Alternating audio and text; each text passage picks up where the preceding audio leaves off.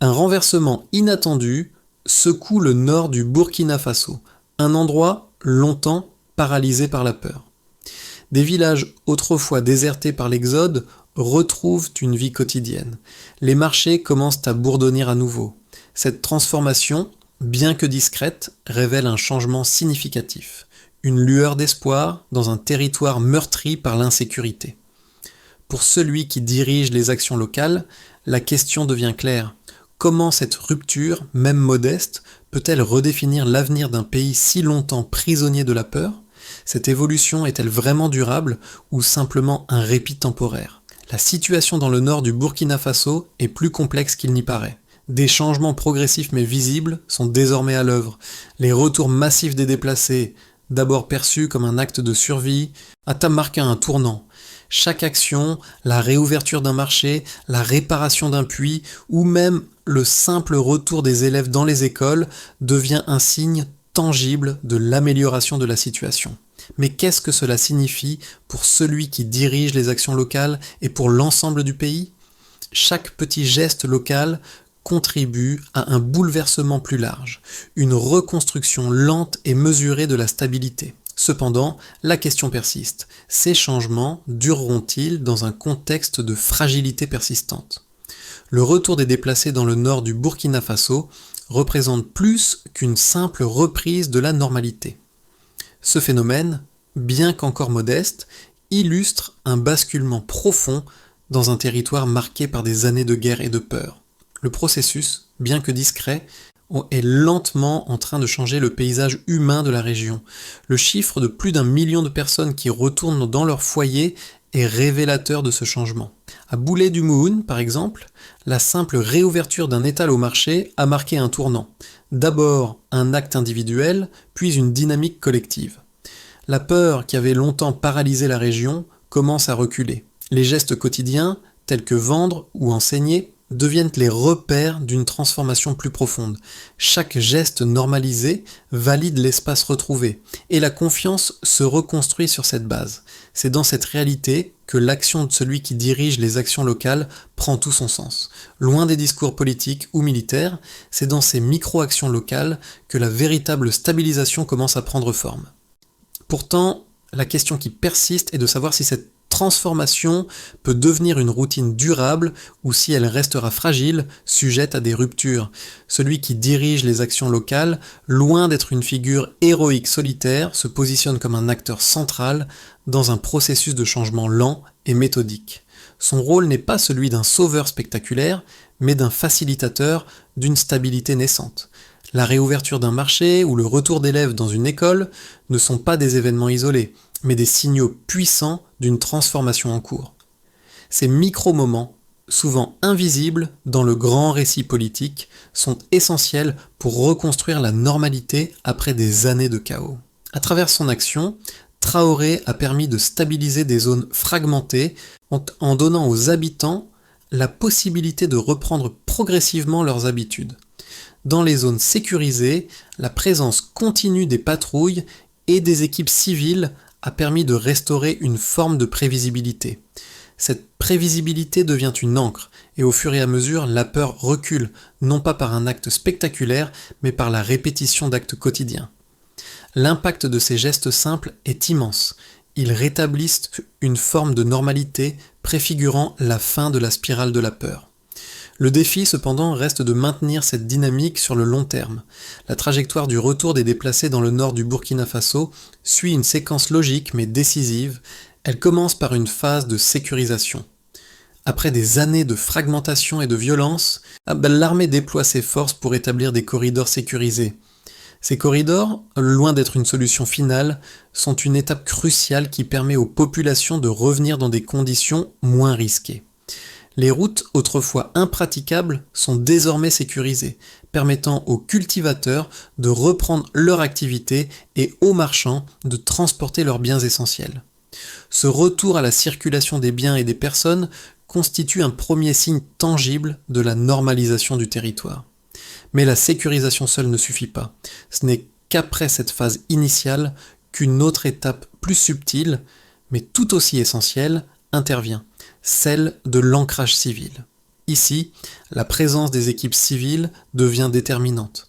Contrairement aux interventions militaires ponctuelles, ces équipes sont installées durablement sur le terrain. Elles supervisent la résolution de conflits mineurs, aident à la réouverture des services de base et accompagnent les premières initiatives communautaires. Ce processus de normalisation est plus qu'une simple réintroduction de services. Il est la clé de la reconstruction de la confiance locale. Les habitants commencent à observer un retour à une vie ordinaire où les services essentiels deviennent à nouveau fiables. La présence continue des patrouilles assure la stabilité, mais ce sont les gestes réguliers de la vie quotidienne qui confirment que le retour à la normale est bien en marche. Au fur et à mesure, cette normalité prend forme et la rémanence des actions quotidiennes devient un critère central. Les premiers signes de l'inversion de la dynamique sont visibles dans des détails anodins. Par exemple, dans le village de Boulédoumouhou, une simple femme âgée qui rouvre son étal au marché devient le symbole de cette lente mais irréversible réinstallation de la vie. À l'image de ce marché qui se remet à fonctionner, les écoles rouvrent également. Les élèves qui avaient été dispersés lors des années de fuite commencent à revenir progressivement. Chaque retour devient une validation de plus de la transformation en cours. Ces changements, bien que modérés, annoncent un retour en profondeur de la vie quotidienne, là où la peur avait une emprise totale auparavant. Les signes de stabilisation dans le nord du Burkina Faso sont tangibles, et plusieurs indicateurs quantitatifs permettent de mesurer cette évolution. Le chiffre clé demeure celui des déplacés. Plus d'1 million de personnes ont commencé à revenir dans la région, un phénomène qui dépasse les attentes de nombreux observateurs. Ce chiffre, bien que partiel, marque un tournant. Le retour de ces familles, dans des zones auparavant considérées comme trop dangereuses, révèle une dynamique de reprise, même si elle reste fragile. Le simple fait de voir ces familles revenir dans des zones redevenues plus sûres est une victoire en soi. Cette statistique, loin d'être un simple chiffre, devient un indicateur clé de la résilience d'une communauté face à l'adversité. Chaque famille qui revient contribue à inverser un processus de délitement qu'on croyait inéluctable. D'autres chiffres viennent compléter cette image. Par exemple, la réouverture des marchés a permis de créer un maillage économique local plus dense, même si ces marchés ne sont pas encore totalement rétablis. Les commerçants, souvent hésitants au début, commencent à revenir, attirés par la perspective de transactions régulières. Ce retour progressif à l'activité économique locale est mesurable. À Barcelogo, Gabou et Boulédoumouhou, les étals de céréales, de légumes et de bétail ont repris vie. Les premiers jours de fonctionnement des marchés, bien que ponctuels, ont permis de solidifier une dynamique fragile, créant un espace de respiration pour les populations locales. Les infrastructures essentielles connaissent également une reprise partielle mais significative. Les puits, qui avaient été laissés à l'abandon sous la pression de l'insécurité, sont désormais de nouveau accessibles. Les femmes peuvent à nouveau puiser de l'eau sans escorte armée, ce qui constitue un énorme changement dans la routine quotidienne. L'eau, un bien de première nécessité, devient ainsi un repère de plus pour mesurer la stabilité retrouvée. Cette réouverture des puits et des marchés, bien que modeste, permet à la population de percevoir un environnement plus prévisible et moins menaçant. En l'absence de chiffres précis sur chaque aspect de la réhabilitation, ces indicateurs relatifs sont les preuves des boumoulos les plus évidentes d'un retour à une forme de normalité. Cependant, ces chiffres ne doivent pas masquer la réalité de la fragilité de cette stabilisation. Le chemin reste semé d'embûches. Les signes de progrès sont encore très conditionnels et ces dynamiques ne sont pas encore assez robustes pour garantir une stabilité durable. La clé réside dans la répétition de ces gestes quotidiens. Si les puits restent accessibles, si les marchés continuent de fonctionner et si les familles maintiennent leur retour, alors la dynamique deviendra auto-renforcée. Ces chiffres doivent donc être suivis de près pour s'assurer que les conditions de vie continues s'améliorent et ne subissent pas de ruptures majeures qui pourraient inverser cette lente progression. La stabilisation observée dans le nord du Burkina Faso est loin d'être incontestée. Deux lectures opposées existent sur ce processus, chacune proposant une interprétation différente des faits. La première lecture, plus sceptique, considère cette stabilisation comme un simple masque pour une militarisation progressive. Selon cette vision, l'augmentation du nombre d'unités armées, la centralisation du pouvoir sous l'égide du gouvernement de Traoré et le report des échéances politiques représentent des signes évidents d'une dérive sécuritaire. Les marchés rouverts et les retours de population seraient donc fragiles, dépendant d'une présence coercitive qui s'étendrait plutôt que de se retirer. Dans cette lecture, la stabilité observée n'est qu'un leurre, maintenu à grands coups de répression. En revanche, la deuxième lecture, plus optimiste, interprète cette stabilisation comme une véritable réinstallation de la normalité dans un territoire longtemps dévasté. Pour ces observateurs, ce n'est pas la visibilité accrue des forces armées qui définit le succès, mais bien les comportements observables qui en découlent. Le retour massif des familles déplacées, la réouverture des écoles et la reprise des activités économiques sont autant de signes tangibles d'une transformation durable. Contrairement à la première interprétation, qui voit dans la présence militaire un obstacle à la normalisation, cette lecture considère que la sécurité retrouvée permet avant tout de rétablir des gestes ordinaires de la vie quotidienne. Les habitants ne décrivent pas un régime autoritaire croissant, mais la possibilité de planifier leur journée sans craindre une fuite immédiate. Ce changement de comportement, selon cette perspective, est incompatible avec une simple illusion sécuritaire. Ainsi, ces deux lectures opposées reposent sur la même réalité observable, mais offrent des interprétations radicalement différentes. La première insiste sur le contrôle militaire et l'autorité centralisée comme facteur de maintien de l'ordre, tandis que la seconde privilégie l'aspect comportemental, affirmant que c'est l'inversion des habitudes quotidiennes qui témoigne d'une stabilisation réelle. Chacune de ces visions comporte des éléments valables, mais aucune ne peut à elle seule rendre pleinement compte de la complexité de la situation sur le terrain. Néanmoins, la clé de cette analyse réside dans la durée et la cohérence des gestes observés. Si la stabilisation était uniquement due à un renforcement militaire, elle serait susceptible de se casser rapidement sous l'effet de toute perturbation externe. En revanche, si la normalisation repose sur la transformation des comportements et des relations sociales, alors elle pourrait se renforcer de manière autonome, indépendamment de la présence des forces armées. Le retour à des routines stables et prévisibles, comme l'ouverture des marchés et l'accès à l'éducation, serait un signe que la dynamique est en train de se pérenniser. Il appartient donc aux observateurs de suivre ces indicateurs au fil du temps pour déterminer si cette stabilisation peut être maintenue sans rupture. La stabilisation dans le nord du Burkina Faso atteint un point décisif où l'on peut vraiment commencer à observer les premières grandes conséquences des changements en cours. Ce qui était encore perçu comme fragile et temporaire devient progressivement plus solide. Le retournement n'est pas spectaculaire, mais il est suffisamment tangible pour qu'il ne puisse plus être ignoré. Là où les craintes étaient omniprésentes, une nouvelle forme de prévisibilité émerge. Les marchés, d'abord ouverts sporadiquement, commencent à être réguliers. Les familles, qui étaient autrefois en fuite, font un choix de plus en plus rationnel, revenir dans des zones redevenues habitables. L'un des signes les plus clairs de ce basculement est l'augmentation des retours de déplacés. Si, au début, ces retours étaient dus à une accumulation de petites améliorations, aujourd'hui, ils sont devenus un phénomène plus structuré. Les villages qui avaient été abandonnés en raison de l'insécurité reprennent vie. Le processus de reconstruction, bien que loin d'être achevé, semble désormais sur de bons rails. Mais au-delà des chiffres, c'est la répétition quotidienne de gestes simples qui donne à cette dynamique sa véritable force. Lorsque les marchés rouvrent de manière régulière et que les familles reviennent, on commence à entrevoir la possibilité d'une stabilisation durable. Les signes sont modestes mais significatifs. Un retour progressif à la normale, qui, à long terme, pourrait transformer la dynamique du pays dans son ensemble. Les effets de cette stabilisation progressive sont visibles à différents niveaux et ils se manifestent d'abord dans les changements observés dans la vie quotidienne.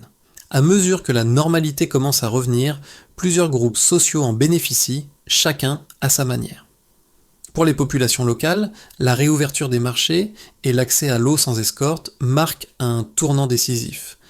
La possibilité de revenir travailler, d'acheter des biens essentiels ou d'envoyer leurs enfants à l'école sans craindre des attaques terroristes offre un sentiment de sécurité et de stabilité dont ils avaient été privés pendant des années.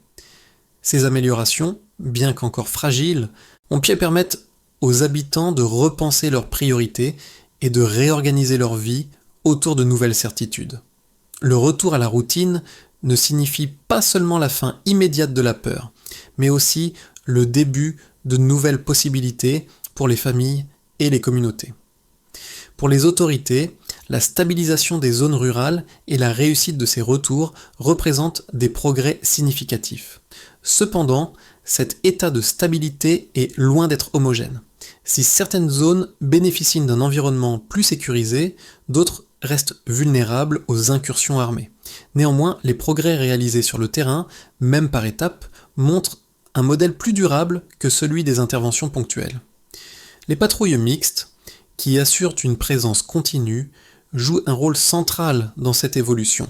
Leur capacité à maintenir un certain ordre sans recourir à des actions militaires massives permet une transition plus fluide vers un environnement civilisé et ordonné. Les autorités locales, notamment celles en charge de la sécurité et de l'administration, voient dans ce retour à la vie quotidienne une reconnaissance de l'efficacité de leur stratégie sécuritaire. Toutefois, pour qu'il y ait un véritable changement à long terme, ces efforts doivent être consolidés. Les retours des déplacés ne sont pas seulement un phénomène physique, mais aussi un signe du rétablissement d'une structure sociale précaire. Les écoles, même dans leur état partiellement fonctionnel, jouent un rôle majeur dans cette transformation. Les enfants, dont l'éducation avait été interrompue pendant des années, commencent à revenir dans les salles de classe, même lorsque les conditions sont rudimentaires. Le simple fait de renouer avec l'apprentissage et de retrouver un espace structuré constitue un pas en avant vers la reconstruction de la société. De plus, la réouverture des écoles crée une dynamique qui va bien au-delà de la simple reprise de l'enseignement. Elle redonne aux familles la possibilité de planifier l'avenir de leurs enfants dans un cadre plus stable. Sur un plan plus large, ces changements ont un impact direct sur la situation politique et économique du pays. Le retour des déplacés et le rétablissement de l'ordre dans certaines zones renforcent la légitimité du gouvernement de transition dirigé par celui qui dirige les actions locales. Dans une région où la confiance dans l'État a été gravement ébranlée par des années de guerre et de violence, ces réussites offrent un espoir. Ils témoignent d'une stratégie qui pourrait, si elle est bien gérée, porter ses fruits à long terme. Cependant, ces réussites doivent être mesurées avec précaution, car elles restent fragiles face à la violence sporadique des groupes armés. À moyen terme, plusieurs scénarios sont envisageables pour le Burkina Faso, chacun dépendant des dynamiques de stabilisation en cours. Le premier scénario, celui de la continuité, suppose que la situation actuelle se maintienne sans grande rupture. Dans ce cas, les corridors sécurisés resteraient ouverts et les unités civiles continueraient de sécuriser et de gérer les zones déjà stabilisées. Les retours des familles se poursuivraient à un rythme modéré, et la vie dans les villages restants se normaliserait lentement. Les marchés, bien que réguliers, fonctionneraient à une échelle restreinte, et les écoles continueraient à accueillir des élèves, mais avec une capacité encore limitée. Ce scénario offrirait une stabilité relative, mais sans grand progrès ni transformation. Le pays avancerait à petits pas, avec une amélioration modeste, mais néanmoins visible. Le deuxième scénario, celui de la consolidation, envisage un progrès plus rapide et plus structuré. Ici, la situation sécuritaire se renforcerait encore, permettant une plus grande extension des zones stabilisées. Les puits seraient entièrement fonctionnels et les routes secondaires praticables sur de plus longues distances. L'accès aux services essentiels, notamment à l'éducation et à l'eau potable, deviendrait plus fiable et répandu. Les coopératives locales et les réseaux d'entraide se renforceraient, elles absorbant davantage de tensions et réduisant la dépendance à l'intervention militaire. Les échanges intervillages augmenteraient, densifiant les marchés et réduisant les besoins d'une présence sécuritaire constante. Une telle inertie sociale renforcerait la résilience locale, rendant toute tentative de perturbation plus coûteuse pour les groupes armés. Ce scénario offrirait un horizon plus optimiste, avec des changements plus durables et une société plus autonome. Le troisième scénario, celui de l'instabilité fragile, prévoit une possible perturbation, souvent due à des attaques ciblées ou à une résurgence de la violence. Bien que le retour des déplacés et la réouverture des marchés aient consolidé les bases de la stabilité, certaines zones frontalières resteraient vulnérables aux incursions. De nouvelles attaques pourraient interrompre certains services essentiels, forçant des réajustements ou un redéploiement des forces civiles. Toutefois, même dans ce cas, les villages qui ont déjà reconstruit des routines auraient une plus grande capacité d'adaptation et de résilience. Ces communautés, ayant appris à vivre avec les tensions, seraient plus aptes à gérer des perturbations temporaires sans revenir au même cycle de fuite. Ce scénario, plus incertain, pourrait toutefois offrir une stabilisation partielle, avec des avancées locales, mais des perturbations régulières à une échelle plus large. Dans tous les cas, la clé pour maintenir une trajectoire stable réside dans la capacité du pays à préserver la continuité des gestes quotidiens, maintenir les marchés ouverts, garantir l'accès à l'eau et à l'éducation, et permettre aux familles de vivre sans la peur constante de l'insécurité. Ces éléments seront cruciaux pour déterminer si la trajectoire vers la normalisation se poursuit ou si des revers majeurs sont à prévoir. L'évolution du Burkina Faso au cours des derniers mois a des répercussions bien au-delà de ses frontières. Les scénarios de stabilisation, bien que variés, portent un message universel sur la résilience face à la violence et à l'incertitude. Pour les observateurs extérieurs, ces dynamiques sont cruciales car elles révèlent comment une société, après des années de crise, peut se reconstruire sur des bases plus solides.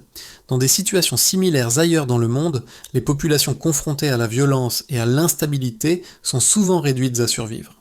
Mais le cas du Burkina Faso montre qu'une transformation lente mais régulière est possible, même dans les environnements les plus fragiles.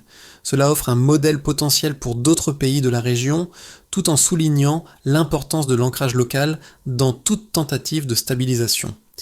Pour les citoyens du Burkina Faso, la stabilisation ne se mesure pas uniquement en termes politiques ou militaires. Elle se traduit dans leur quotidien, dans la possibilité de faire ses courses au marché, d'envoyer ses enfants à l'école sans crainte de perturbation et dans la certitude d'avoir accès à de l'eau sans risque d'attaque. Ces petites victoires de quotidienne redéfinissent la notion de sécurité. Le retour des déplacés, loin d'être une simple statistique, est avant tout un acte symbolique, un choix de retrouver une vie stable, malgré les incertitudes qui persistent. Il devient essentiel pour les autorités et pour les habitants eux-mêmes de comprendre ces changements, non seulement comme un retour à la normalité, mais comme une opportunité d'établir un équilibre durable, basé sur des comportements quotidiens, loin des illusions de sécurité provisoire. Pour les spectateurs internationaux, il est primordial de ne pas se contenter d'une analyse superficielle basée sur les seuls succès militaires ou politiques. L'impact véritable de ces transformations se trouve dans les gestes ordinaires et dans la manière dont ces transformations affectent la vie de chaque citoyen. C'est là que la force du changement réside, dans la construction d'une normalité retrouvée, sans que celle-ci ne soit imposée, mais vécue et choisie au quotidien par ceux qui en bénéficient. Le défi pour le Burkina Faso, comme pour d'autres nations fragiles, réside désormais dans la capacité à maintenir cette dynamique et à éviter de retomber dans les anciennes habitudes de violence et de division. La route vers une stabilité durable au Burkina Faso ne se trouve pas dans une solution unique, mais dans un processus continu et mesuré. Pour assurer cette stabilité à long terme, une série de démarches doit être suivie de manière systématique. Premièrement, il est essentiel de maintenir une présence civile continue après les premières phases de sécurisation. La réinstallation des populations et la normalisation des services nécessitent des actions régulières et non ponctuelles. Les unités civiles doivent rester sur place, gérer les tensions locales et veiller à ce que les services essentiels comme l'accès à l'eau et à l'éducation soit garanti. Ensuite, l'amélioration continue des infrastructures doit être une priorité. Les routes, les puits, les écoles et les marchés doivent non seulement être rouverts, mais aussi maintenus en état. Cette gestion durable des infrastructures nécessite des investissements à long terme et un suivi constant pour éviter toute dégradation. L'élément clé ici est d'assurer la durabilité de ces infrastructures sans qu'elles ne soient vulnérables à de futures perturbations. Un autre aspect crucial de cette feuille de route est la participation active des communautés locales. Les initiatives communautaires, telles que les coopératives agricoles, les réseaux d'entraide et les actions collectives pour maintenir l'ordre, doivent être encouragées. Cela réduit la dépendance à une intervention externe et permet aux communautés de gérer leur propre stabilité. Le rôle des autorités locales et des acteurs de la société civile est donc fondamental pour créer un cadre où les populations prennent en charge leur propre avenir. L'intégration des acteurs locaux dans le processus est un gage de pérennité, car cela permet de renforcer la résilience communautaire et d'établir un réseau de solidarité capable de faire face aux crises futures.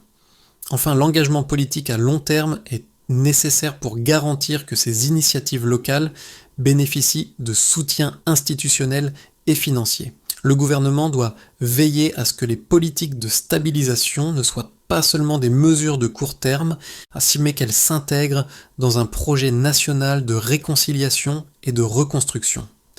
Un soutien continu à travers des programmes d'aide et des investissements dans les régions affectées est primordial pour éviter de tomber dans les mêmes pièges qui ont conduit à la déstabilisation initiale. La situation actuelle au Burkina Faso, bien que fragile, montre qu'il existe un chemin vers la stabilité, même dans les contextes les plus désespérés. Les gestes quotidiens des habitants, comme réouvrir un étal ou reprendre le chemin de l'école, sont bien plus qu'un simple retour à la normale. Ils incarnent l'espoir et la résilience d'un peuple qui refuse de se laisser submerger par la peur. Ces actes, bien que discrets, résonnent comme un rappel puissant de la capacité humaine à reconstruire, à réinventer des routines, et à croire en un avenir meilleur. Celui qui dirige les actions locales au cœur de ce processus ne représente pas une figure d'autorité imposante, mais un catalyseur discret, orchestrant un retour à la normalité à travers des actions simples et continues. Son rôle n'est pas de mener une révolution spectaculaire, mais d'assurer que la stabilité, bien que fragile, puisse s'ancrer dans le quotidien des Burkinabés. La véritable question reste, ce processus de reconstruction tiendra-t-il dans la durée ? Si les habitudes se poursuivent, si la peur recule à chaque geste répété, alors une véritable transformation pourrait émerger, pas par un grand événement, mais par la répétition des petites victoires quotidiennes. Le chemin parcouru par le Burkina Faso jusqu'à aujourd'hui est un témoignage de la résilience humaine face à l'adversité. Cependant, la stabilité ne doit pas être prise pour acquise.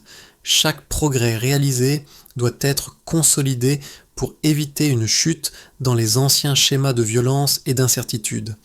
Les habitants, les autorités et les partenaires internationaux ont tous un rôle à jouer dans cette reconstruction. Chacun, à sa manière, peut contribuer à maintenir ce fragile équilibre. Le véritable défi n'est pas seulement de restaurer des infrastructures ou de sécuriser des territoires, mais de maintenir l'espoir et la confiance dans l'avenir. Pour les Burkinabés, chaque petit acte de normalité est une victoire, et chaque victoire est une étape vers une paix durable. À ceux qui suivent un peu cette évolution, la question devient simple. Comment pouvons-nous, collectivement, soutenir ce processus de manière concrète et continue ? Il est temps d'agir, de ne pas laisser les efforts de reconstruction s'éteindre dans l'oubli. La stabilité durable repose sur la constance des gestes quotidiens et chaque engagement compte.